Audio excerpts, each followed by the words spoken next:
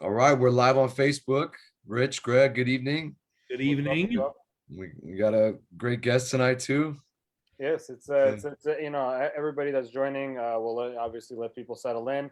Coming up on a I don't know, want to say like a tense week. We've been through a lot, right? We've been through a lot since the get go. But like, I don't want to say like it's culminating into the Sunday's election, but yeah, well, there's a lot happening, and we want to kind of continue, spreading the light and the word and the understanding of what's going on, how things are progressing, and having the pertinent conversation. So, Rich, David, thank you. David, go ahead and let's yeah, introduce. yeah. Well, absolutely. And Greg, I think just to add one little context to what you're alluding to, in my opinion, this election that's coming up on Sunday, arguably the most important and influential election potentially ever, or at least in Armenia's modern history. I would Mhm, say consequential more than influential. mhm, Yes, no, yes, I yes, mean, there's so much to cover in such a short amount of time. yeah, But right now, we're grateful to have a fantastic guest with us. yes. David, you want Yes, to? yeah, absolutely. And Greg, thank you for making the connection with Mr. Sookasian. We are joined by Artin Sookasian. He's from Los Angeles. He's a lawyer out of Los Angeles. He happens to be the first cousin of a good friend of ours here and fellow advocate here in the Bay Area, Mrs. Velina Agbabian. Artin, thank you so much for joining us early morning there in Yerevan right now. We know you've been in Artsakh and now you're back in Yerevan. We really look forward to speaking with you about your experiences so far. You went out there right around elections, and we're really looking forward to this conversation. Artin, welcome to Arach Media. My pleasure. Thank you, guys. It'll be a pleasure to discuss with you what I've seen so far in the past couple of days. I just got back from Artsakh. That's right. Very good. Well, why don't we go ahead and get started right there then, Artin? Tell everybody, let us know what this trip is all about for you. Tell us about this trip right now, why you're in Artsakh and Armenia right now. Sure. We decided to come to Armenia to basically cover some of the uh, things and get some answers to the questions that we had in regards to Artsakh, Syunik, and as well as the upcoming elections. The reality is that when we're in LA and um, I couldn't find sufficient footage or material that would uh, basically show us what is really going on here. So a couple of friends and we decided to come down here and basically try to see it ourselves and record it ourselves. And I have some recordings. And again, it was going to be Artsakh and of course Syunik and definitely the election. And that's why we came. We got here 3 days ago, and then we stayed in Yerevan for a day, and then we just headed out to Artsakh. And then on our way back, I went further south. Instead of driving north towards Yerevan, I drove south to go to check out the famous villages of Syunik and Vorotan, where the Azeri forces where we'd heard that the Azeri forces had basically taken over some territories. What were you able to see? What did you kind of see? Are the things that we see here in the diaspora and hear about it, the informed diaspora, is it kind of match the reality, or what did you find? What did you see in So Syunik?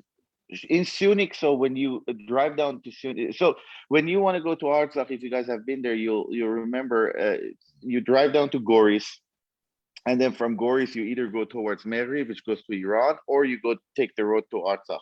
Mhm. Uh, if you take the road towards Iran from Goris, you go down about 10 miles, and that's exactly where you see the Azeri military. I saw two Azeri military posts right on the road, and with huge signs saying "Welcome to Azerbaijan," and they were naming that area the Turkish name, so it's basically something Candy. And but then both posts, Azeri posts, had a Russian military presence next to them, both Mm. of them. But then the signs that we see, the ones, the infamous sign that we saw, I drove next to it. The problem is you can't just stop and stand there because it's those are military posts. They stop you and they're gonna ask you who you are, and I have an American passport. And so we got stopped once by the Armenian military. They just wanted to see whether we had anything in our trunk. So we opened up our trunk. They checked it and they said, "Okay, go." They didn't ask us why we were there, but yeah, they're there. Also, when you drive down from Yerevan and you go through the Nakhichevan area, I don't know if you guys remember, there's this village called Areni where you would see all these wine vendors. Yeah. It's right. It's an hour from Yerevan. Yeah. Before you reach Areni, there's this area called Tikranashen, and Yes. the road drives right through it. Yeah. Google actually tells you not to go through there anymore because it's Azerbaijan. So Google gives you another road. But we took that road and we went there. We didn't see any Azerbaijani posts, but we saw a serious Russian presence there. So we saw a Russian. It's like a war zone, where you see. I don't want to say war zone, but you see big tents with the Russian flag and like 2 or 3 military convoys like standing there. It's pretty serious. It's things that we've never even seen before. I've taken that road 20 times, but it was there. It's right close to Yerevan too. If I can interject, those of you that are listening, that's the main road, north-south. Yeah. From Yerevan going south, I've taken it dozens of times. And to have that Tigranashen enclave there and being part of the negotiations, I hope not after Sunday, is insanity. It's just insanity. Yeah, it's crazy. It's literally, there's really no settlement except for like a dot on the road that's literally going to make you go around. And by the way, Artin, I'm glad that you didn't go around, because if you look at the road to go around, it's an insane, switch back to circumnavigate that area. Yeah. Okay. Yeah. So Google gives you the alternate road, both if you want to go to Syunik in the southern part of Armenia and Syunik, and in Tikranashen, which is right in the middle of Armenia. So Google tells you not to go because you're entering the Azerbaijani territory. And when you go there, your phone actually says "Welcome to Azerbaijan." Yeah, I've heard it's that. pretty crazy. Yeah, it's a different Armenia. Wow. Tell us more about your trip in Artsakh, Artin. So first, I'm curious. We've all wondered and talked about it and asked other guests as well, or heard different things. What was it like actually getting into Artsakh? Like, did you encounter any pushback at all? Did you have to talk to Russian soldiers and put your name on a list that Azeris are also going to see you? These are all things we're hearing. And then just tell us about what the situation was like on the ground in Artsakh right now, since you were just there. Yeah. Sure. So when you go to Artsakh, that's the dark kind of part where we don't see much, we don't hear much about. That's what I wanted to see. You need to get a visa to get to Artsakh, unless you're an Armenian citizen. If you're not an Armenian citizen, I think Russian citizens don't need a visa either. But if you're an American, you need to get it. You're probably going to get denied. So if you don't get a visa, there are some other ways that I'm not going to dwell into and tell, but there are some ways, where diplomatic ways there, but generally you need to have a visa. The way it is when you get into right in Armenia, when you go, if you guys remember, the last village in Armenia is called the village of Tegh, Tegh. Right after that village, you have an Armenian military post. So when you go to the Armenian military post, they look at you, they ask you, super nice guys. It's basically your brothers basically greeting you. And you just tell them, hey, this is who I am and I'm going. And they're like, listen, we are here for you. Just let us know what you need. That's how it is. It's basically like it reminds me of, I'll tell you guys afterward what it reminds me of, because I'll tell you what happened. Once you pass that, and you go past the sign that says "Welcome to Artsakh," Azad Artsakh. When you pass that, yes, there is the village of Agavno. Yes. There is a huge stop, and you see Russian soldiers, like young. They're young, but they're very well equipped. With it's crazy. It's like special forces type equipped. They're like with their guns in their hands, and then you got tanks there, and then you got trenches, and so they stop you, and From there on up to Stepanakert, you have 8 Russian stops, Wow. military posts, 8 of them. So Wow. all 8 of them, they closed it. It's just bunkers, and there's like military equipment. There's like machine guns. There are trenches, and then you see the Russians. And then so the first one is at Avno, and then they check your paper, and you get stuck there for probably at least 20 minutes. Wow. And then once you pass that, you go 10 minutes up, you hit the village of Bertzor, if you guys remember. Yes, with the That's where with the church. remember Montes' picture was there? Mhm. Remember? That picture is not there anymore, and that village is deserted.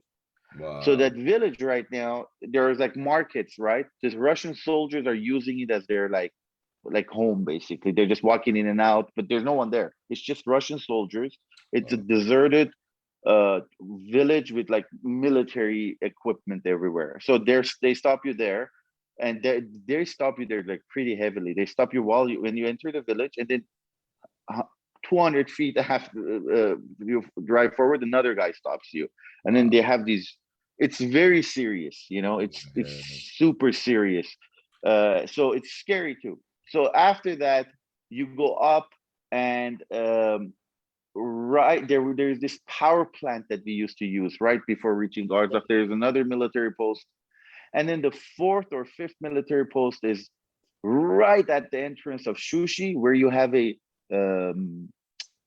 Azeri, not just a post, but a military. It's like they stay there. It's like they have built houses there. It's a building. They have Azeri soldiers standing there with huge Azeri. Can you guys hear me? Yes. Yeah, we can. Yeah, so right at the entrance of Shushi, you have the Russian military post. You have the Azeri military. Basically, it's a plant. It's people live there. So the soldiers live there. So you go. What you do is generally, if you wanted to go into Shushi, you had to make a slight right and go up. So that road is obviously closed. So you take the road next door. So you drive around Shushi. And then once Stepanakert, right? Drop down into Stepanakert. Yes, and there was this famous intersection where you would enter Sushi or exit Sushi towards Stepanakert. That's where all the killing happened. Like there was it was pretty violent in November. That intersection. So that intersection, you have. I mean, it's crazy. It's the biggest Russian military post, soldiers everywhere. And then at the intersection, you see a big Azeri flag with Azeri tanks and Azeri or whatever they have, their military equipment. So that's where you also see Azeri soldiers right next to you. And then you drive down, there is a tank that looks towards Shushi, our tank, if you guys remember. There was this tank we used to celebrate. Right next to it is the last military post. And then you get into Stepanakert. Now, the Russian soldiers are surprisingly super nice and proper, very respectful. They actually make you, because they look so intimidating, you automatically start shaking, but they make you feel better. And there was this one guy actually who said, dude, you can't pass, you know, it's not going to happen because you don't have the paperwork, but whatever you need, let me know, I'll get you water, coffee, what do you need? Like, what? You know. And the funny thing is, so when they stopped us, we called someone to come and pick us up. Because we couldn't speak Russian. So we're sitting in the car, right? So the guy comes up, and I hadn't seen him for 2 years. He's like, hey, how you guys doing? I'm like, hey, what's up? And he goes, don't you want to leave your car? I'm like, no.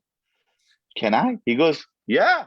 He goes, it's disrespectful to sit in your car and getting like the service is being given by the soldier. I said, look, I'm from the US. We can't freaking leave the car, you know. But over there, when the police stops you or the military, you actually open your door, you walk out of the car and talk to them. Customary. But we were sitting there and they were giving us service. So he's like, would you like coffee, water, what would you need? You know, and I don't know if he was joking, but he was actually asking us. Super respectful, very respectful. And that was actually awesome. They didn't patronize us. They didn't act like our overlords or anything. And they actually even told us, we're not going to let a single Turk drive towards Stepanakert. This is what we're here for. We're not going to let that happen. Good. That was all through Lachin, right? Correct? That's all through Lachin? Yes. Yeah, okay. Yes. Very good. Yeah, thank you for that detail, Artin. Thank you. Sure. And what is the situation once you arrive in Stepanakert? What was we spoke briefly on not Instagram, on Facebook when we were Arach made the introduction, and you said I was in Artsakh and it was surreal. Is all of this what you meant about when you said the understanding was surreal? What is it like in Stepanakert? How are people there? Is it tense? Do people feel a little bit worried about the future? And is everybody there just as worried about Sunday as everybody else in the diaspora is? Oh, you know what? Great question. This was awesome because I'm going to cover all this. So basically, Stepanakert, if you're, let's say you're a tourist and you have no idea what's going on and you drive into Stepanakert, you won't even notice there was a war. So everything is back to work, traffic, people walking around. You see a lot of young teenage girls actually you see walk around on the streets, and people are shopping, people are just, there's a lot of commotion. So Stepanakert looks like it was before. And the same ways you go to the cafes, people are, drinking coffee, they're, having regular life.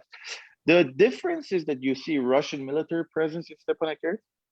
There is a huge Russian military base, which they say has 2,000 soldiers, but the Artsakhs are contacts.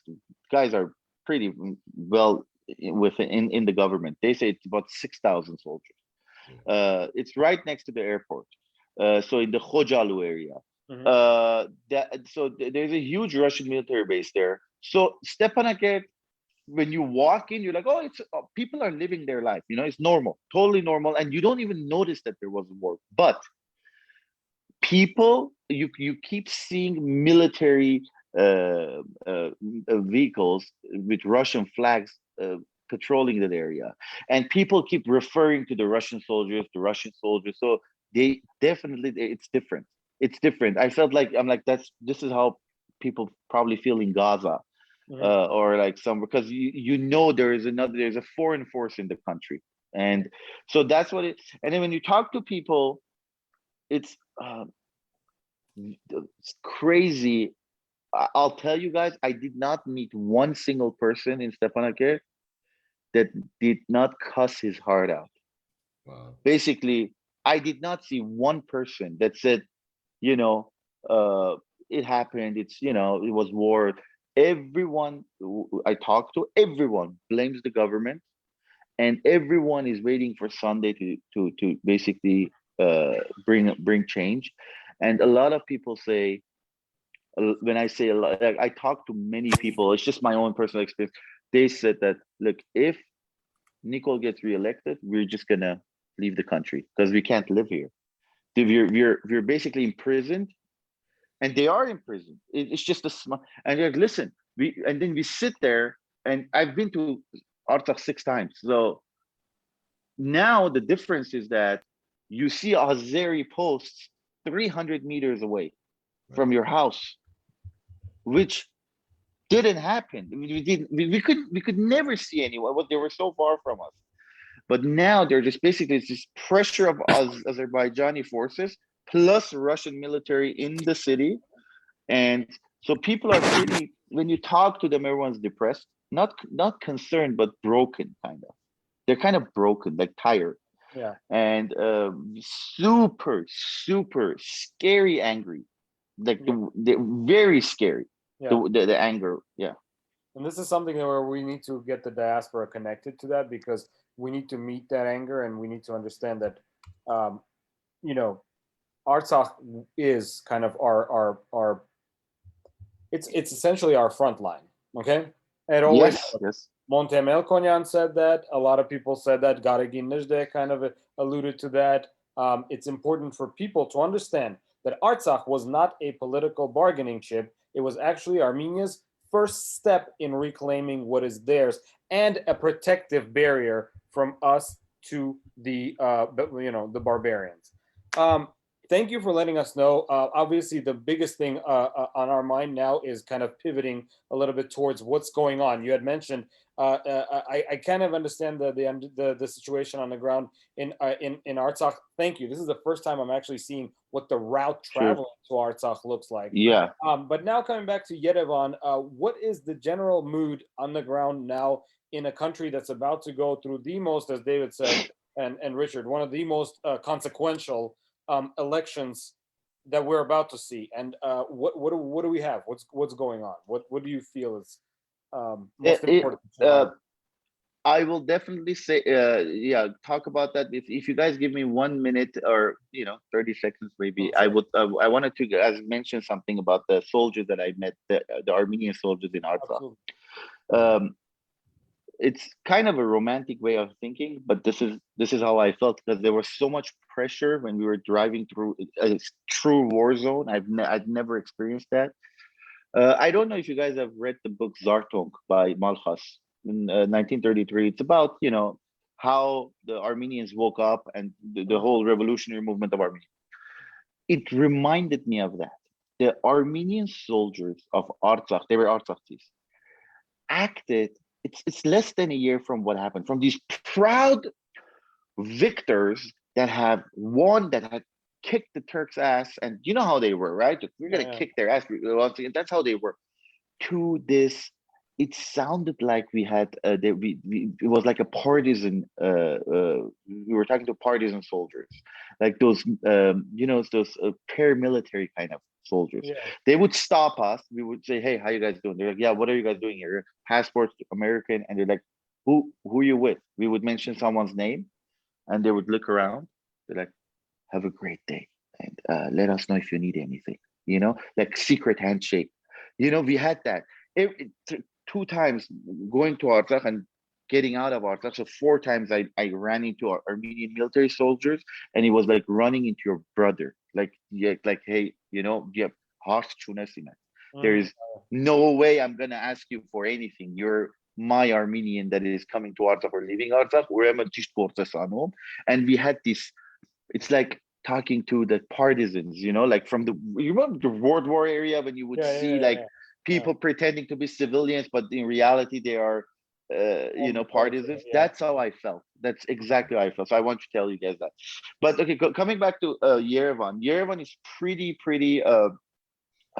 So people are still, the cafes are filled up. A little bit less tourists, but still, when you go out, it's just like it's Yerevan. It's still music. People are like running around, walking around, celebrating things. But you see posters and you see little groups protesting everywhere. Not protesting, but like doing rallies. And you have like Nicole's posters and Nicole's pictures and videos everywhere. You also have almost as much coming from Hayastan Dashing. And then the third in the race is Pativunem. You see them everywhere as well, with banners and like pictures. So to explain, and then you see, to explain to people that are listening. So Nicole Pashinyan, obviously the prime minister, acting prime minister. Then Hayastani Dashink is Robert Kocharan's bloc with ARF and the Syunik party, the newly formed party from the region of Syunik. And then I have honor party is the Sookasian's party. That's those of you that are curious. Those are kind of the 3 front runners right now. Right. LTP is somewhere in there as well, but we don't have to. They're like multiple. And by the way, I have honor is just not just a random term. I have honor is the military slogan for a ranked military officer in Armenia. Pativunem means I'm a ranked military officer. Okay. That's what it means. Okay. So that's why they picked that, because a lot of them are ex-military or active military members. Okay. Yeah. So you see them, and then you see bunch of smaller parties, which we know, people that are involved in Armenian politics, we know they're not even going to get 1%, but you see them. And then you see Sasnatzer doing their rallies, like 50 of them on Bahramian. Then you see Nico's people doing their rally with Apagaga. Like it's crazy. It's like, and then they have, it's like a soccer stadium. People walk around with those things, the horns, and they're like you got the bull horns and things like that. People like dressed up. It's crazy. But the way it is, you have a lot of angry people, and you see a lot of people you talk. Again, it's not like it was before. It's not like before. I would come to Armenia all the time, and before this, after the revolution, everyone was in favor of the revolution, and even people that weren't, they wouldn't talk. Now it's exactly the other way around. So it's the other way around. People are basically they're very I don't want to say aggressive. I don't want to say that, but they're very firm on their opinion. They're like, we're gonna kick their ass and we're gonna kick them out on Sunday, and people are open about it. I went to Nico's rally yesterday. Yep. What did you see? Like, well, opposition says there were 5,000 people. They're saying there were like 50,000, but in reality, they were like around 10, 12, 13,000 people probably. It's not definitely nothing close to what it was. A lot of, they were angry as well. I saw them chase away journalists. Very angry, like yelling and screaming at whoever they. So to a point where it got kind of intimidating. I said, if someone sees me, they could attack because it was a tense situation. Robert Kocharian's rally is today, in this evening, and so they're hoping to bring in double the amount. Yerevan is when you, so before I came to Yerevan, I heard that only 16% supported Nicole. That's about it. You don't see many supporters. You just don't. When you see random cafes, the waiters are like, we're gonna kick their ass on Sunday. That's how people are. They're like, do you see? They saw like, it's weird. Interesting. So this is kind of a two-parter question, and this may be just conjecture, but based on what you're seeing, and obviously it's your own filter. The two-part question is, where do you see the momentum going? I mean, like, what party do you think has really got like a lot of momentum? And then the other part of it is getting back to Artsakh. What's the mood about Arach and Artsakh? Because because you mentioned that everybody is saying that this is on the government, but he was a big driver in what was like. Can you tell me a little bit about what the mood is in Artsakh about that? Sure. So as far as Artsakh goes, from again, I am as you guys know, I'm an ARF member. So people that I hang out with are mostly ARF affiliated, just so you guys know. Yeah. But I also hung out with random people. I basically intentionally started conversations with shopkeepers, with waiters. I kept doing that. That's the whole purpose. It wasn't for us to go out there as tourists, but to initiate things. Arach is very hated, like not even hated. It's Chenelian Hamaru Martin. They're like, he's a puppet. He's a loser. He's the guy that had him and his brother were part of the liberation of Kashatagh. And how can he have done this? He should have basically resigned. And but they're saying that Arach should stay in power just because you don't know if you're going to be able to have another election in Artsakh. Artsakh is not the same Artsakh anymore. So they're saying you screwed up, but now you stay in power. We want you as the president because if you leave, we can't have an election, and that takes the legitimacy away from us. But Arach was the richest guy in Artsakh, if you guys know that. He's a very wealthy person. He was always the richest individual in Artsakh, so people are blaming him to have gotten fat and to have lost the reality, his touch with the reality, but no respect there. I also went in the village of Aravno, actually, guys, has 143 people living there, and the Gyurapet, the mayor of the Gyur, is a Syrian Armenian guy.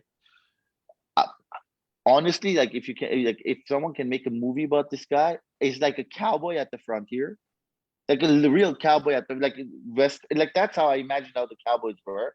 He's just standing there with his weapons, and he's like, "I'm gonna shoot any Turk that walks in here. I'm not. I'm gonna protect my village," and very rough, tough guy.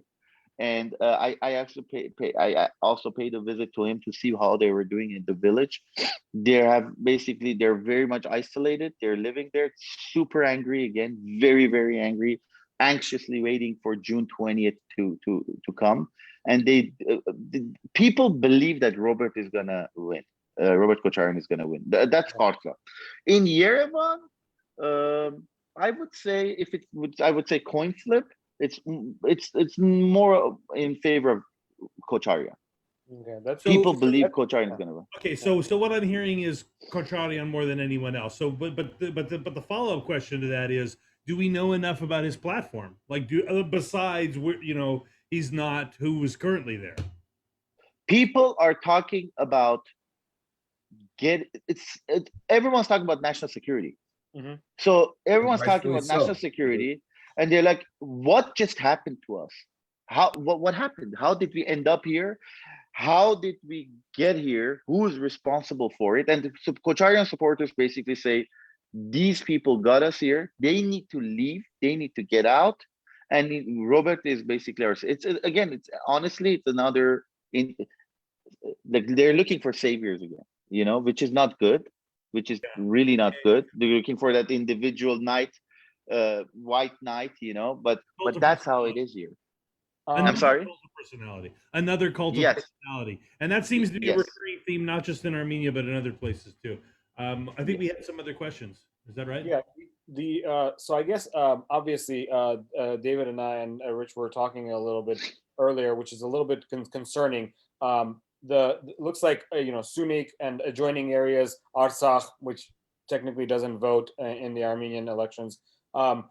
Those areas are really anti because they're feeling the full force of the enemy threat, right?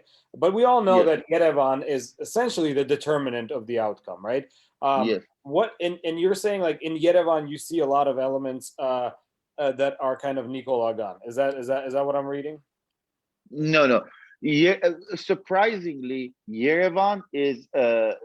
We'd heard that Nikol has 16%, 1/6 supporters in Yerevan, and that sounds about right to me. Okay. You see more people when you talk to people. People are more. You see more anti-Nikol or Kappa sentiment than for him, and this is coming from the city that you guys remember how it was. They were all celebrating, but it's not like that anymore. You see huge pictures with Nikol and with like an X on it, and people are driving by and like basically honking. Yeah. It's really crazy. So to follow up, so that whole apathy to not vote is probably not going to happen. We're going to see a massive turnout to vote on Sunday, hopefully, right? I think so. I think so. It's basically, I haven't personally met anyone that has said yet, but it's just personal experience. I haven't met anyone that has said I'm gonna go vote for Nikol this Sunday. I went to the rally. There were thousands of people. I haven't talked to them, but when I sit at cafes, when I talk to the cab driver, when I talk to my hotel employee, I haven't seen anyone that has said I'm gonna vote for Nikol. I have seen a lot of people that say we're gonna end this on Sunday. We're done. We're gonna end this. I'd be curious to see how many people turn up for Kocharian's rally tonight. Perhaps you could keep us informed, Artin. They're shooting for 50,000. Wow. Yeah. I guess, I have a question about, Arach Sookasian and his platform, his campaign. By the way, he's the last Armenia's prior president right before actually Pashinyan overthrew him with the Velvet Revolution, right? And then now he's running again. He was saying we need to prepare for civil unrest or civil war, things like that. Like, what are your thoughts on that based on the mood and the sentiment on the ground? Like, say Pashinyan wins again, could we see a lot of civil unrest, or vice versa? If Pashinyan loses and someone else comes in, could we see some kind of civil unrest? The U.S. State Department, U.S. Embassy just put out a warning today or maybe yesterday, telling people to it's a travel warning and to avoid large to look out for large demonstrations and things like that as a warning. What do you think, man? I mean, I'm sorry, I'm rambling. Yeah, safest city in one of the safest cities in the world, as you guys remember how safe Yerevan used to be. But honestly, there's a huge chance for that because they're very, both sides are aggressive. They don't respect each other. They they cuss each other out. It's all vulgar things. It's really crazy, and I see there is a. I think there is a high likelihood for violence, whoever wins, because I don't think Nicole is gonna walk away if he loses because of the whole criminal prosecution, the issues, and I don't think his base. I'm comparing him to the. You guys remember the crazy Trump supporters? Yes, Like yes, the ones that are like, I'm gonna just, I just Yeah. Trump can shoot people, I'm still with him. Yeah. That's how they are. And there's a lot of people that are from villages. You see them like from the way they're angry, and then you see on this side there's a lot of people that are saying, "Herikera bolera." That's what they keep saying. Enough is enough. Like we're done. And so Yeah. it looks like there's some tension. Like it's serious. Well, If like I you may said, ask a man, it's a question, so national security. Sorry. So obviously, we got Nicole's platform, which is nothing. We have, Kocharan's platform, which is pretty much hinged upon security, which is what we need, and the growth of the economy, right? Because you're a diasporan like us, this entire experience has exposed me to a lot of people not being able to take a lot of critical reasoning in understanding. Yes, we wanted a certain change, but look at where we are. So thus, as a person with logical reasoning, you need to understand that we are in a very, very tough situation. Clearly, from what you're talking about in Syunik, Artsakh, and all other areas, right? And the situation won't go away after Sunday, right? I'm just wondering why so many very, very reputable and reasonable, not to name anybody, entities still seem to be leaning in some way towards a man that literally is tearing apart the entire country. I'm wondering if this is some kind of a, I don't know, a privilege that some diasporans have because at the end of the day, let's be honest, when things go very bad in Armenia, you can leave, others cannot. You know what I mean? Like, I'm just trying to wrap my head around because, and not to negate anybody, not to say like you are that guy, I'm this guy, right? Way too many very, very smart people that I've respected, past tense, because if you currently support the prime minister, I cannot talk to you. Why is that happening in your opinion? Why is there some kind of a, like, I understood that there was a major mistake happening. Some people amongst my contacts knew that this was going to happen. They were already very wary of the revolution. There is at least that gradation, and people are coming to senses. A lot of people are not. I'm noticing, like, and it's sad. It's your comments. Yeah. If you're, look, I keep asking that question, and I keep engaging with people for this, and there are different factors, but I think one of the main ones, in my opinion, is because people's mindset is they're wrong. They start their conversation they're fundamentally wrong. What I mean to say is the foundation of their conversations and mindset is already wrong. What do I mean with that? What I mean with that is that the foundation says the previous people are monsters. Let's start the conversation from here. That's how they talk. The previous people are monsters. Now let's go on and talk about whether Nicole should be there or not, because at least he's a good guy. So I think if we want to fight this, we have to engage them and go into the foundation and attack the foundation. Robert is a monster. Why is he a monster? He killed thousands of people. Name me 5. Yeah. No one can name you 5, right? Robert has $4 billion in a country back then with a GDP of $8 billion. So 50% of the GDP, and they're claiming the 4 billion came from the government. So they're claiming that 50% of the GDP went into his pocket, which is impossible if you talk to any economist, right? But so foundationally, they start wrong, and if you don't fix that, you're gonna have a hard time convincing them that you're going the wrong way. So what I'm doing right now, I attack exactly that, and I tell them, listen, you're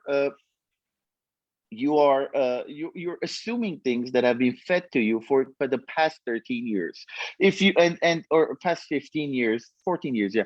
And if we want to have a constructive conversation, I'm going to attack every single one of those things you tell me. You either prove it to me or show me some evidence, or we can just ignore it, because I can't just say Robert is a monster because he killed thousands of people, but you can't name 5. There's one person that they can name who is coincidentally an ARF guy that did pass away, Bogosian, in 2002 or 2003, right? Now, you see what I mean? But so now, if you look at that, it's so funny. I was talking to this cab driver yesterday, and he goes, you know, they keep saying I'm gonna vote for Robert, and then he goes, they keep saying Robert killed this guy, Bogosian. I'm like, yeah, like, how do they know? And he goes, no, you know what? Lava. How can you talk to the president like that? You know, if the president is standing here with his bodyguards and you just walk in and say, hey, what's up, man? You know, you're going to get your ass kicked. In our country, you should risk. I'm like, wow, that was an interesting approach. You know, I never thought about it that way. Obviously not. Obviously, and there's issues like that. For example, people don't understand that the comparative analysis is here. There is a disaster that we are all going through, Armenians in Armenia predominantly. Yes. Artsakh especially, right? But then there's also, like, you know, all of these pinnings of him being a corrupt person, not forgetting that the man was in jail without trial. They could not find anything that could pin a single thing in a predominantly Pashinyan republic. It wasn't like some kind of a court system that was not operating outside the norms. You know what I mean? Like, this was a government completely in full mandate to Pashinyan. So yeah, you are right. The mindset needs to be challenged. He was arrested 2 days before the 2018 election. 2 days. And it was definitely a political move. They arrested him to show the country, hey, listen, Robert is done. Vote for me. And that's what they did. They arrested him. And in Armenia, you could keep someone in the pretrial detention for 2 months. Yeah. He was in jail for over a year. Yes. And yes, so that's what I'm doing. I'm going to, from now on, I'm just going to question the foundations, because if we don't fix that, we're just going to run into these crazy things. Now, one other thing I got to tell you really quickly, we all acknowledge things went wrong, but this was a post-Soviet country. Every single country had the same problem.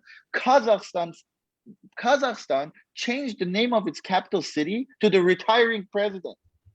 It's called Nur Sultan right now. The capital city is named after their president. That's who we are dealing. These are our neighbors.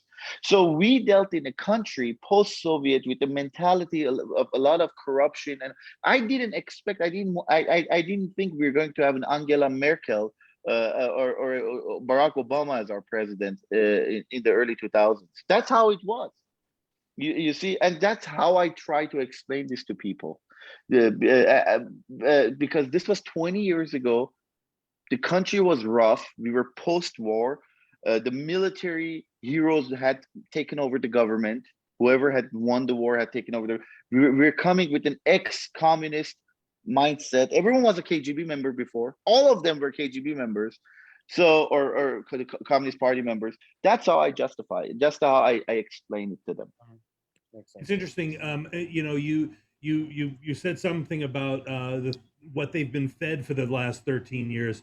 And if there's one thing we've learned in this country is that in this country, as in the United States, is that when you control the media and you control the narrative, you control the flow of people's thought and what they do. And we definitely have a discussion about a piece that talks about that coming up in the news story soon.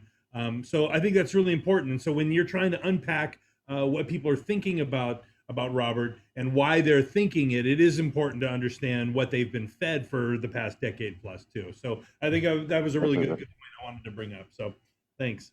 What do you guys want to do? Shall we ask the question about the Azeris? One last question that is not about the election, and that is, you know, there has been a sort of a sudden drop off of news articles related to Azeri troops on Armenian territory. At first, it was a few hundred, then it was 600, then it was over 1,000. They were digging trenches. It was this escalation of encroachment into the territory, and then crickets, silence. That's what it seems like, at least. Yeah. Seems that way. So, is there anything that you? I mean, is there anything you can tell us about that, or is it just all election, all right now, and nobody even cares about is there encroachment anymore? I mean, because that's what it seems like. It looks like it's all election right now. Everyone is talking about Sunday, and so election is the most important topic right now. But I have to tell you guys, I saw with my own eyes Azeris on our land yesterday. I saw that. I mean, on our lands, like it's me driving in Armenia, next to Goris, right? Like you could walk there. It's gonna be a long walk, but it's like 10 miles, 8 miles. But I saw it myself, so I have see the troops that they were talking about, Ishkhanasar, the 600 people troops, that's in the hills, in the mountains, which is more remote. I saw the Azeri posts on the road, in the town. I'm not even talking about Ishkhanasar where they are. The reason you don't hear much about this is because there are Armenian military posts that don't let you go there. So when you drive down and you see the Ishkhanasar sign that says make a left to Ishkhanasar, you have an Armenian military post there. When you go to where the disputed Tigrana territory, you see Russian military posts and Armenian military posts. You can't stop. If you stop, they're gonna ask you what you're doing. So you just pretend I'm driving by and I'm just filming. It's not like you can stop. And if you go anywhere south of Goris, as I told you guys, I saw 2 posts. I was stopped by one, and they actually made me open my trunk to see what I'm doing there. So I think they're just basically not allowing people to go there to film and to interview and to cover what's going on right now. It's not even pressed, I guess. I'm not even pressed, maybe. Yeah. So when you mentioned Goris, is that the village or town you mentioned near Goris that you actually saw the Azeris? Is that near Sevan Lake, Black Lake? No. Okay. Sevan Lake is before Goris. Right. 10, 15 minutes or 20 minutes before getting to Goris, you're gonna get a sign that says make a left to Ishkhanasar. And then you pass that and you hit Goris. And then when you hit Goris, there's 2 ways. One goes to Artsakh, the other goes south. And when you go south, 8 to 10 miles down the road, there's the city, the village called Voratan, Voratan. That's where you see the Azerbaijani actual military posts. And there's a tank, like it's not like it's not the sign. And I filmed it. I'll send it to you guys. Thank you. Soon, yeah. So I guess the question is, before we wrap up, right? And this is echoing to what David and Richard saying. It's a little bit confusing while that is not being pushed up against hard, especially pressing Nikol Pashinyan, because he is the administration currently. Why is he not dealing with Azeri troops inside our country? We don't need to answer that question. Obviously, this is a rhetorical. Yet another. But actually, I could give you a opinion on that. His supporters say something really interesting. Just for the sake of supporting him, they're saying, "Listen, there are maps, and we basically encroached, and now we have to come back. There are maps, and if we want to live in peace, we have to basically have a certain borderline." Which is exactly basically according to the map.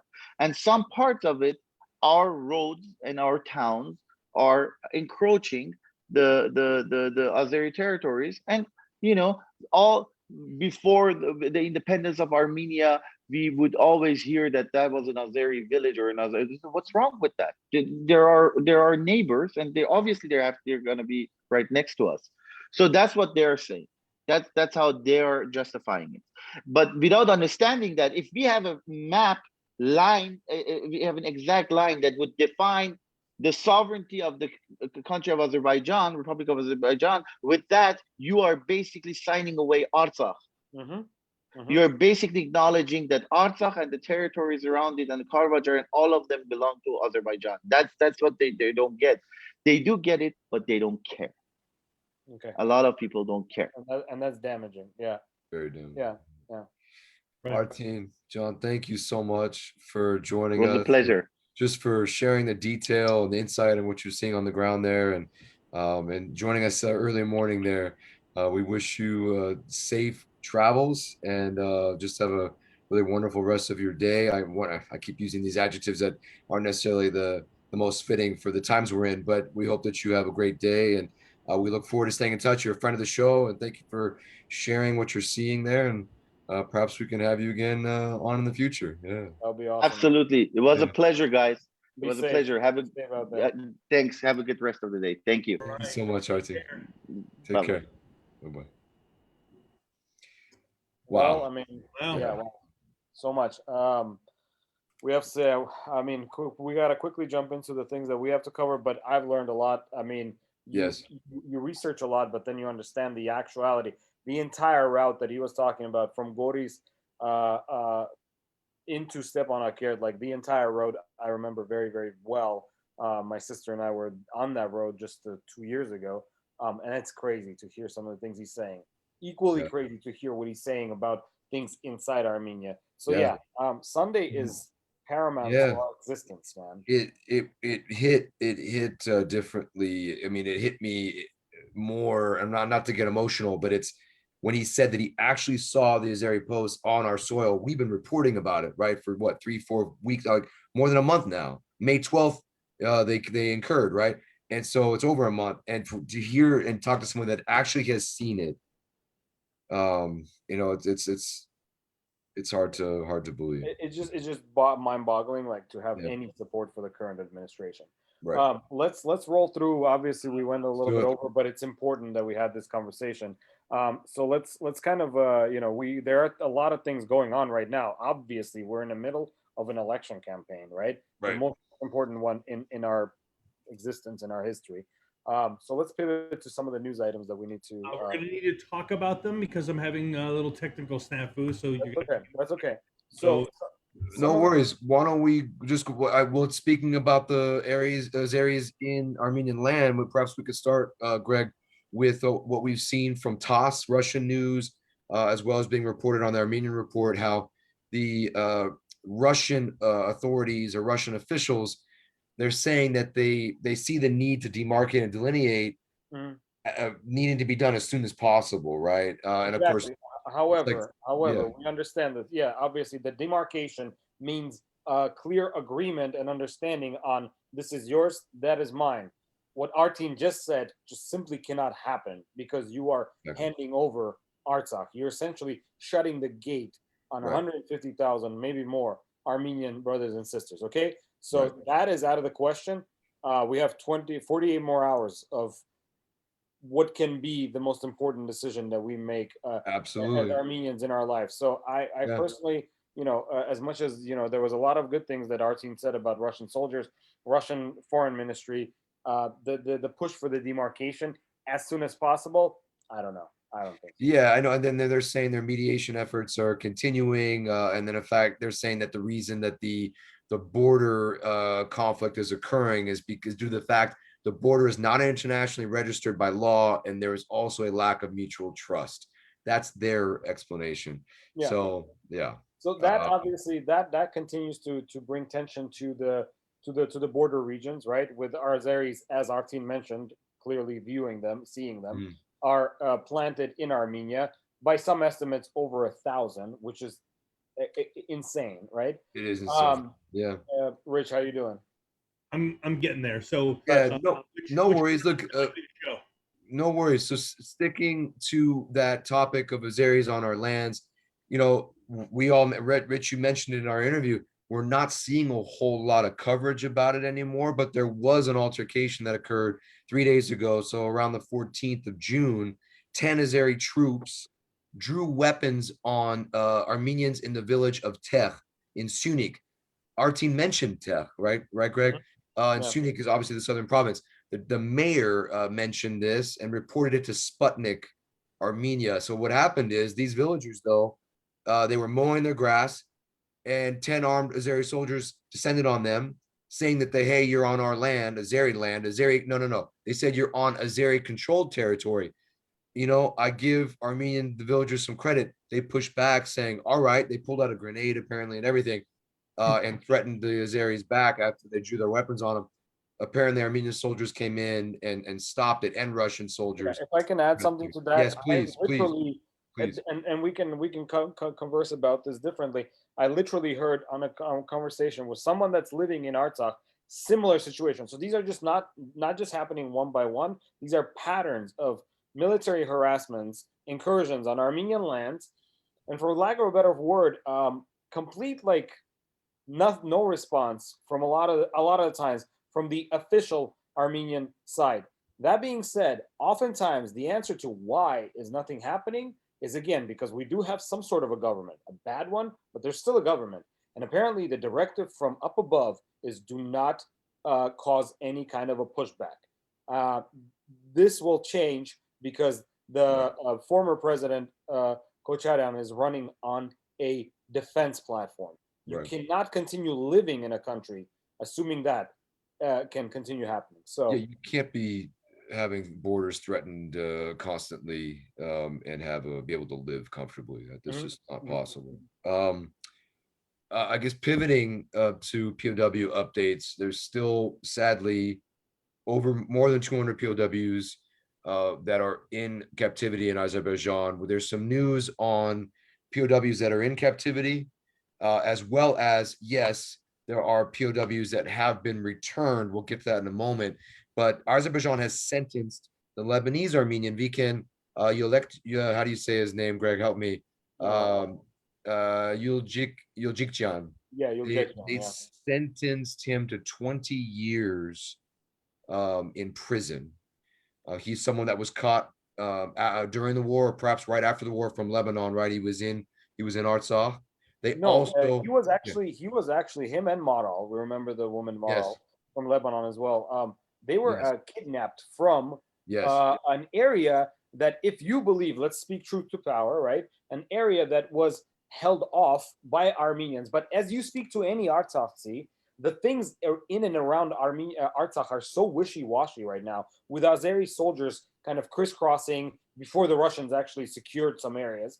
And in that gray area, Viken and Maral got caught off guard. Okay, we've heard a lot of these POWs, by the way, are boys that just didn't know. Like it's not like the border, like I crossed the border. It seems to me that the front line crossed me is what's happening. You know what I mean? Like I'm still where I am, but all of a sudden I'm now in enemy territory. Exactly. So this is theft, and now they're giving him a bogus a phony sentence of him being a hired mercenary.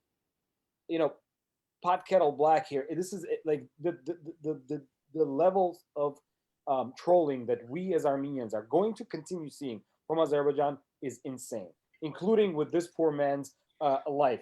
We got to continue. Right, and then they also held a trial. They're holding a trial for 14 Armenian POWs, which was actually just kicked off yesterday on the 16th.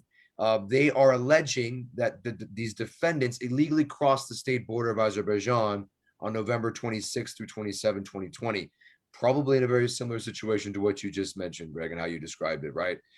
They're being accused of illegally doing it when, hey, they weren't even aware, and they were taken captive like you said, to troll Armenia. But the most important topic that we need to cover about the POW issue it's kind of twofold. Number one, we would always speculate, right? Obviously, is the return of the 15. We're blessed to have them back, right? But why 15, and why at such a devastating cost? Pashinyan, first of all, POWs per Geneva Convention need to be returned. End of story, right? These 15 POWs seemingly were returned for a very, very damaging 97,000 landmine map in and around Artsakh, essentially clearing the path for Aliyev to start his settlement program. Okay, it was a gift, and it's Right. being So portrayed as if it's for the lives of these 15 men. We all know from leaked video the day after, when Aliyev is sitting in a bus with Erdogan, talking about how he is intending to wager for every Armenian POW in order for him, like he's the chess master, and this is the game that he's playing. Okay. right. So look, this is exactly it. So Richard just is sharing it. The video. Maybe we can play the video if it's possible. They're speaking probably Turkish, right? But Definitely. there is clear evidence right here, video documented evidence. And shout out to Artsakh Media. We hope to have their hosts on at some point, our show, or their founders on our show potentially at some point. But they have video documented evidence here, all they have admitting that is using the POWs as political, for political purposes. And to your point, Greg, how damaging is it? They get the full Ogdam region minefield map for 15 POWs. How about you give all the POWs back, every single one of them that you've held for 7 months, including the additional 4 or 2 that are still left over from the 6 that you took from the latest incursion, and then we give you the minefields if that's what's going to happen. It's absolutely ridiculous. It's but you know, again, we're being harassed by the Azeris. We will continue getting harassed by the Azeris. We're also being trolled by our own government. Okay, he did not need to. The return of POWs is sealed within the Geneva Convention. Okay, so he could have pressed legally. And this whole like, thank you Georgia and the European Union, blah blah blah blah. In those negotiations, why the entire 200 POWs were not returned? 14 of them standing trial now. David, Rich, do you understand my frustration here? It seems to be that, yes, I'm sure one person's life is important enough to give all the state secrets because we want to value Armenian life, right? But the way that this is presented, it's like, well, I had to do it. I'm sorry. Right. Well, no. Well, yes and no. Right. On the campaign trail, he's going around touting it. Hey, I got our boys back. Yes. What were you doing the last 7 months? Right now, look, I know it's not just on him. It's him. It should be Minsk Group. It should be other allies. It should be the ICRC. All these things. United Nations. Everybody. Right. It should be everybody helping. But it's not just on him. But yes, he's now touting getting 15 back for giving up that information. He's doing it all over the campaign trail. And what? Just a couple weeks ago, he was saying our POWs can wait. It makes no sense to me. Now, look, I'm not just bashing him. It literally makes no sense to me what's being said. So anyway, that's the status of the POWs. They're the 15 like you said, Greg, 15 POWs have been returned. Thank God they are back. They've been able to return home. We hope that they're in good health. But yeah. Yeah. So again, we obviously understand all the international parties that seemingly now are, jumping to, but ultimately I personally don't care and I don't buy it. Where were you months ago? Where were you when the war was started? Where were you? And I'm going to stop saying the word, where were you? Okay, Richard, are you? Yeah, you're showing. Yes, this is the moment when they arrived in Armenia, right? Is that it? Okay, I believe so. Yeah. Yeah. That being said, we have a big fight ahead of us. There are 200 plus POWs still there. And by the way, what happened to Weekend and what is probably happening to the 14 on trial, Armenia has an uphill battle to make sure those trials are illegal. Okay, you do not try POWs. Okay, of course, right, of course, yeah. And Rich, I mean, thanks. So look, thanks for sharing this. Look, here's the thing. So the Department of State, the U.S. Department of State is applauding these actions by Armenia and Azerbaijan, right? You guys, are they applauding further capitulation? I'm just going to put that out there. Are they? I mean, look. Yes, it's diplomacy, right? Yes, 50 POWs are returned home. But again, how much more damaging information, how much more do we have to give and reveal to just get a handful of POWs back? that I don't know. I'm Look, perhaps I'm jaded. this is my 2 cents on that. The U.S. is applauding the de-escalation because that means they don't have to get involved. They don't have to step in. They don't have to do anything anymore. If the fire is out, there's no need to send the fire department, right? So if the fighting has stopped, there's no need to send in the U.S. military. There's no need to negotiate because the U.S. doesn't stand to win or lose anything out of it. So they don't want to be involved. So of course they're gonna applaud that because they don't have to do anything. That's what it is. Yeah. That's So a I good guess, thing. yeah, in what do you call it? In light of trying to, stay true to our time limits, the next major item I think that we should discuss, right, is the horrendous meetup of Erdogan with Aliyev, part of which we showed with the little bus revelation of how he's playing and toying with our POWs, right? Aliyev, that is. But also was what happened in Shushi, right? Which is very, very damaging. And we can go into it real quick this way. Turkey is promising to build there was an agreement, the Shushi Accord that was signed in the middle of Artsakh, which is, if you look at the map, that's where Shushi is.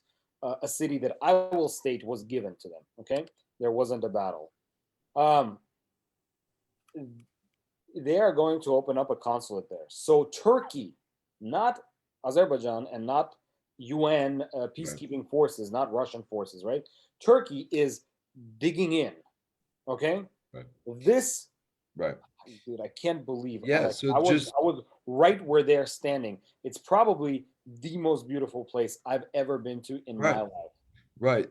So Greg, just to take one step back, Erdogan just a couple days ago visited Shushi, the fortress city of Shushi, the great Artsakh city of Shushi.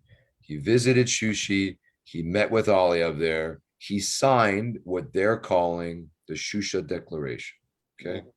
So, essentially, we're not going to read the whole thing, but it's talking about how they're going to be working together with armed forces. They're going to be sharing technologies. They're going to be, like you said, Turkey has opened up the possibility of putting a military base there. Erdogan clearly said he wants to put a Turkish embassy in Shushi. We already know that they're building a Grey Wolves school, right? The Turkish ultra-nationalist group. They're building a Grey Wolves school also that has nothing to do with. Grey Wolves, by the way, is the ultra-nationalist wing of the Turkish political movement, right? It's essentially like the Proud Boys and the KKK of Turkey. Today, unrelated, and don't worry, Rich. There was a death of a Kurdish journalist that was perpetrated by a Turkish Grey Wolf sympathizer or party member. I don't think they're sometimes loosely affiliated. So this is what the world is watching as Erdogan, the president of that country, is okay with a Grey Wolf school being built in Shushi. Yeah, of course, this is not the setup for a horrible ending to his regime and the need to push out every Azeri from any Armenian land, I don't know what this is. Okay, right. So you can't be touting cross-border love affair with Armenians and let's unblock our economies and blah blah blah blah blah, and then you're literally building an anti-Armenian Nazi school on our lands. So right, which again was not part of the declaration, but it preceded it. But yes, sorry, Rich, go ahead, man. No, he's basically trying to create a checkmate situation. I mean, and the problem with that, not to take this too much further, but the biggest problem with this, well, not the biggest problem, but a large problem with this situation beyond the obvious is that the current administration let it happen. Mm-hmm. Right? And this is ironic for a country that has touted itself as teaching its children how to play chess. Well, then play it. Why are we not? Why has this administration not been playing chess? Because they're not capable of it. I think it's pretty clear. And I would take it further. They don't want to. Could be. That could be. So this is damaging in a way, and I'm going to take it a step back outside of the Armenian realm. If Russia does not wake up to this, I'm always going to say that Russia's biggest mistake. Well, we brought in Pashinyan. Pashinyan is anti-Russian. We know that. Like, he says it. I'm not. This is not me projecting that. The Russians played a gamble. I'm afraid that gamble did not pan out. Some say that in the end, Russians will make sure that Turkey's not in the area. Currently, I don't see any of them doing that. They Nor already are, though. some Yeah. people are saying Russia may or may not be already capable of doing that. Iran and Russia need to be very, very cautious of what happens in the Southern Caucasus. Okay, Absolutely. Turkish presence in both Nakhichevan and now in Artsakh will be very detrimental. Besides Armenia, we're already Right. talking about ourselves in third, character. Right. It will be very detrimental to Russia and subsequently to Iran. Right. Now, I mean, correct me if I'm off, guys. It seems to me that Russia's just playing all sides. Absolutely, and they oftentimes from the Crimean Wars of the 19th century. I'm a history buff, all that stuff, right? They underestimate Turkish ability to weave diplomacy. Just the other day, there was an interview of Erdogan saying to the president of Iran, kind of bad mouthing the West. I am telling you right now, this is on record because, Richard, you are recording. Turkey will never leave NATO. It'll never go away from the West because it's just too lucrative to be in the Western kind of realm. But it will always play that card, okay? So anybody that thinks that Turkey will separate from NATO, Russia speaking mostly. That has been their MO since the beginning. They are occupying an area of the world that historically has been a gateway. So they have been gatekeepers, and they have constantly wanted to flirt with Europe. They've constantly wanted to flirt with the Arabs. They've constantly wanted to flirt with the East. They have been constantly walking that line of trying to negotiate with absolutely everybody. I mean, their whole position in NATO is founded on the idea that there's supposed to be a stopgap to contain Russia. And so they're going to play with Russia, and then they're going to go back to, they are the consummate shapeshifters. Absolutely. You're absolutely right. Yeah. I'll take it. I'll take it a step further, though. U.S. isn't going to push them out either. No. Neither will Europe. So, but go ahead. Well, but more or less, we should also understand, and this is kind of like a come to Jesus moment for all of the American Armenians. The U.S., if you stack the chips, the U.S. is way pro-Turkish, like than pro-Armenian. Way pro. So, like, we almost need to understand where the U.S. is and rationalize our standpoint from that. So when I see diasporan or people with ulterior motives saying, "Oh, we need to lean towards the West," I say, look at Georgia, and then I also say, look at Cyprus. Half of Cyprus is still not theirs, and Georgia kind of leaned towards the West. Russia did their thing, and the West said, "Okay, whatever." You know what I mean?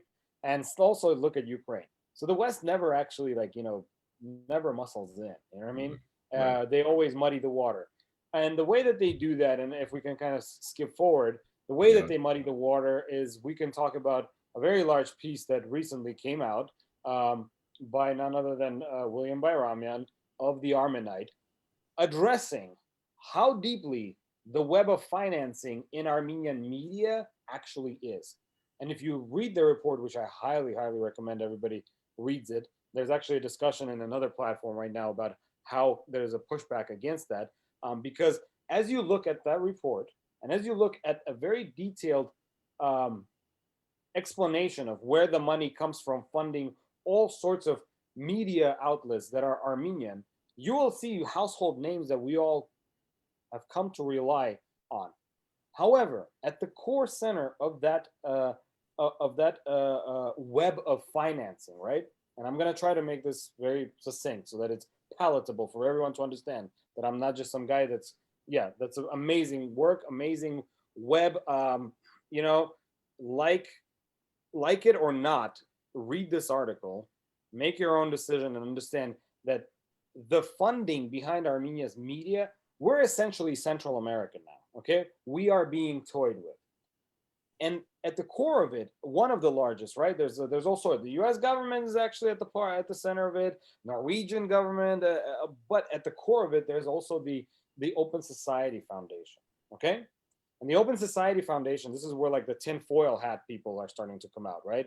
Richard and I have subscribed. We are the tinfoil people now. Although the tinfoil is no longer tin, it came off, and now it's actually the truth and the facts. The Soros Foundation funds a lot of journalists and other NGO type things, right? In countries that don't have the funding to do so, right? And actually in the West as well, a lot of things in the West. All I say, everybody says that Soros is the boogeyman, and if you want to be pro human rights, you have to love Soros. I'm gonna level set this to the Armenians. In 2020, in May or March, there was a link that I put up. George Soros himself, the grandfather, the master of the Soros Foundation, the masters of the Open Society Foundation, the funders of Armenian NGOs, puts out a statement saying that the West wholeheartedly, in 2020, not in some 7 years ago, has to back Erdogan against anything that Russia does, okay? You as an Armenian, having read that, if you have any, like for our continuation as society, as a nation, cannot possibly support anything that takes that man's money. Regarding of Richard fundraises for AIDS life cycle, okay? David and I, humanitarian, anything you talk about, I am all for it, and we need to fight. However, let's separate ourselves. Are you actually being funded by somebody that's betting against you? And that is the takeaway here, okay? And Armenia is heavily, heavily, heavily influenced by dark money, foreign money, proportionately way beyond anything that I've seen, outside of, let's say, Africa, Central America, places where you really want to puppeteer and control the narrative, okay? So I want to bring it back to one statement that you had made, which is about backing Turkey and containing Russia. If the trade-off, if that deal inherently means the end of Armenia in order to contain Russia, well, then that's not a deal I want to take. And if that makes me a traitor inside America, well, then so be it. Because, I may be a Californian and American by birth, but I'm an Armenian by heritage. And I didn't get to choose where I was born, but I know my family history, and I want to support that. So, I can't, it's just hard to hear that kind of stuff. It's hard to, to hear that would be the choice that we would have to make as Armenians. Right. That's unacceptable and untenable. This is very eye-opening, Greg, and I know our friend Ara also has spoken about this a lot with us on the show live, also off air. It's very eye-opening, and it's not something I ever even really thought of myself. When I've looked up news stories and looked at all these sites, but it's something that we all should be aware of and need to be aware of, and it's a reality. Because it controls the narrative. It shapes the mind of the average reader. It informs the diaspora. By the way, one of the biggest problems that the Armenian government and actually the world of Armenian journalism has everything that is in English and informs the diaspora has some sort of foreign money involved in it. That is insane to me. Okay. Yeah. So that's all I have to say on that. Thanks for doing this is heavy lifting for what gone into that research. And if you're curious, it's going to be, we're going to link to it. It's already in the feed. Yeah. It's already in the feed. Thank you, Rich. That's already in the feed. Educate yourself. Understand, the trouble we're in. Yeah. David, I think you have a little bit to talk about Biden really quickly. Is that correct? Should we touch on that, or should we go through elections and all that stuff? That's what we should touch on. Okay. All right, real quick. So Biden just met. He was in. He had the G7, then there was a NATO summit in Geneva. He met with Erdogan, president of Turkey, as well as Putin, president of Russia. Both of those meetings were supposed to have discussion about Nagorno-Karabakh, also known as Artsakh, our Artsakh. Both of those meetings had the Secretary of State Blinken in them, not necessarily for the entire meeting, but they were both. He was supposed to be there. He also received a letter from the Armenian caucus saying, making sure that he and the president and the administration was very clear-eyed about Erdogan, especially, and about his actions and backing of Azerbaijan and so on in the war. And so we don't have a lot of detail on if those things were actually spoken about or at what length or what was discussed exactly. But there were also protests ahead of the meeting with Erdogan in Geneva area. So Armenians in that area were protesting and making sure our voices were heard there. So that just happened a lot within the last few days. Yeah, that's amazing. And of course, I'm going to put all the links there. You know, and then, you know, let's end with the snap elections, because I think that is, you know, obviously we spoke a lot about that during our session with our guest.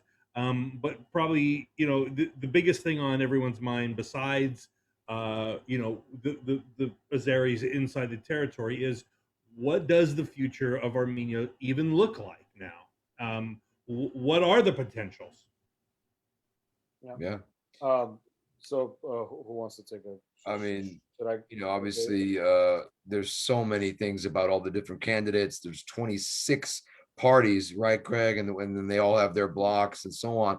But you know, Pashinyan's active. It almost feels like he's saying everything he can or needs to say to try to retain power. And like you said, Kocharyan is coming more from that defense and strong, you know, having actual defense and you know, safe, secure borders standpoint. But then of course we have the ombudsman Arman Tatoyan criticizing, rightfully so, some of the rhetoric of candidates like Pashinyan. You know, Pashinyan holding the hammer. Greg, I'll let you start on any one of those or touch on any one of those. Yeah. So like we can go, as we wind down, I just kind of want to you know wrap things up in terms of understanding what's going to transpire on Sunday, taking into account that what Artin also said about the damaging statement that you asked him about civil unrest and how polarizing Pashinyan's base has gotten, to the point where it's the very minority that is left. By the way, I'm also, I know I asked him the questions, but I understand that I'm not going to say it. Fingers crossed, this man is losing, right? But whatever he has foreign power, foreign money on his side, and whatever that minor base is, it's pretty rock solid, because you have the craziest stories of Armenian trade, you know, trader upon trader involvement in essentially murdering of thousands of our boys, and that did not move you as a human being. Well, my friend, you know, there's something going on there, and I no longer need to be the doctor for it, okay? And it's not going to be. So you have that essentially about to erupt on the what do you call it, on Monday. Not maybe, hopefully not Sunday, but potentially on Monday. And the current prime minister is wielding a hammer, saying that the revolution started as a velvet revolution, but now we need to use steel and hammer in the principles of the revolution. Anyone that understands history and reads it, right? Any revolution, from the Russian Revolution to the French Revolution, has those insane elements that then lead into blood spilling. And Pashinyan seems to be alluding to that. So we as Armenians will prove, hopefully, that we are united. And if indeed it's a democratic election and the people have spoken and the parliament is being, you know, taken over by the newly elected party, that I hope that those few elements that want to cause trouble do not, because at the end of the day, our biggest problem is not the people inside. And everybody that's stoking the fire, including the diasporans, that are saying that there can be nothing worse than Kocharyan. There can be something worse than Kocharyan, my friends. Yeah, there could be a red Turkish flag over the whole place. Exactly. There could be the loss of red and green. Red and green Azeri one. Yeah. Let's face it. the Azeris are basically a puppet state, so it would definitely be a Turkish flag, and it would be you know what I'm saying. Yeah, I get it. I get it. Yeah, it's concerning. Of course, we're showing some of this about Pashinyan. The Pashinyan thing makes he's saying the sovereign territory of Armenia will never be up for discussion. He also mentions neither will a corridor through Armenia. Hold up, how is that possible when he signed that November 9 agreement ceasefire, which clearly has one of the points on it that a corridor, a transit corridor between Azerbaijan and Nakhichevan will be constructed across Armenia. I don't understand how you can say he's denying that now. I don't get it. I just don't get it. So I'm going to say it again. The idea that we're even talking about eliminating Armenian land to connect two pieces of land that should also still be Armenia is beyond me. right. Yeah. Look, it was encouraging to me to hear that the people are more focused on the safety and security of the nation and the borders, from what Artin was saying in his conversations with people. We'll see what happens on Sunday and where that goes. We'll see. We as diaspora, I agree with you wholeheartedly, Rich and David. We as diaspora need to also have a helping hand in understanding that we cannot aid in the what do you call it, in the stoking of the fire. Okay, and we also need to understand that whatever our privileged desire of what should have happened post the revolution, well, darling, we are in today. This is where we are. We're Okay. a long way away from the revolution. It's Yeah. a lot has changed. A lot has changed. Whether you're pro Pashinyan or not, like a lot has changed. And people have to be aware of that. But you're right, Greg. We need to be unified. There's 10 million of us in the world, barely. We have to be unified. And the 2.8, 2.5, 2. Whatever it is in Armenia, they need to be united as well. So so that's kind of my last takeaway. I wish all nothing but the best for Armenia. I plan to be there shortly.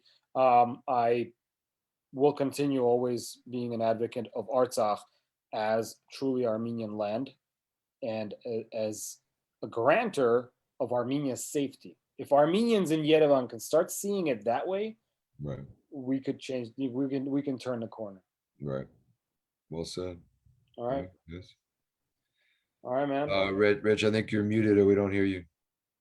Sorry. Oh, well, that's what's going on. Sorry. There you go. There you go. So let's get some housekeeping stuff out of the way. We have one more little, tidbit that I think is really important for everybody to see and experience before we just finalize this whole day.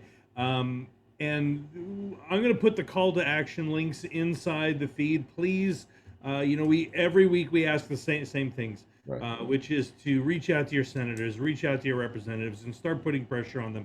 We have a luxury in this country where we get to do that, and other places don't necessarily allow that kind of access. Right, so put pressure on them, and we will put the links in there. If anything, look at our link tree, and you'll have the links to absolutely everything. We'll put that up as well. But the thing that we should probably show is the soldier returning home. David, did you want to talk about this briefly? Yeah, let's do it, man. There is a positive side, something positive we can share with that. Absolutely. Let's share the soldier returning home to his family.